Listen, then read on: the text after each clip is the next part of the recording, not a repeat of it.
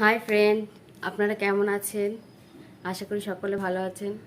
তো সকাল থেকে ভীষণ ব্যস্ত, ভাবছি কখন আপনাদের সাথে একটু কথা বলবো, গল্প করব।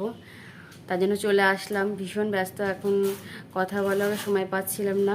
তো বাইরে একটু গেছিলাম, দরকার ছিল কাজের জন্য। তো এই ঢুকলাম করে